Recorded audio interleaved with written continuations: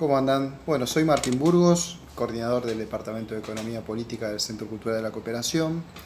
En esta ocasión queríamos rendir homenaje a José Nun, que nos parece un intelectual destacable, un sociólogo que empezó a escribir mucho sobre la cuestión de la masa marginal, un concepto que trata de pensar de alguna forma en la población sobrante en América Latina en relación a la acumulación de capital. Creo que todos sabemos que Marx había empezado en el siglo XIX con su concepto de ejército de reserva, que era una forma de mirar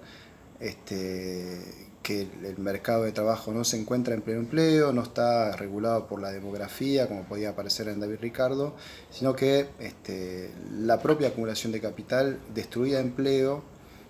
con el aumento de la productividad, y a la vez ese desempleo era totalmente funcional porque le permitía regular el salario de los trabajadores. Entonces, bueno, en una perspectiva en la cual el crecimiento económico e industrial era fantástico, la necesidad de mano de obra era urgente, era un formato que tenía el capitalismo para resolver ese problema. Pero en América Latina, lo que José Nun dice en un artículo famoso en el año 69, es que la población sobrante no tiene esa función respecto de la acumulación de capital y que no tiene una función clara respecto de ella, ¿no? Es decir, que todo lo que es la informalidad, sea urbana, rural, no está ahí, no existe porque es una necesidad del capital, sino que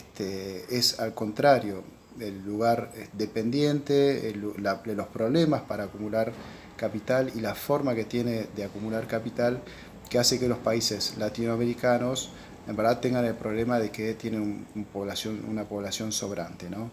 Y eso es un poquito lo que define la masa marginal, que no tiene función, una población sobrante que no tiene función respecto del capital. Entonces esto obviamente generó muchos debates, era una forma también que teníamos a finales de los 90 de mirar lo que eran los piqueteros, en los cuales efectivamente eran 2 dígitos de desempleo, 15% de desempleo, digamos, es difícil saber hasta qué punto el desempleo es funcional y qué punto no, pero evidentemente no era una cuestión que tenía que ver con las necesidades de acumulación de capital, sino por la desindustrialización violenta que vivió Argentina en esos momentos. Y lo interesante con los piqueteros es que esa población afuncional se volvió totalmente disfuncional al capital, con los cortes de ruta volviendo obviamente problemático todo lo que era la circulación de mercadería y la circulación de trabajadores, ¿no?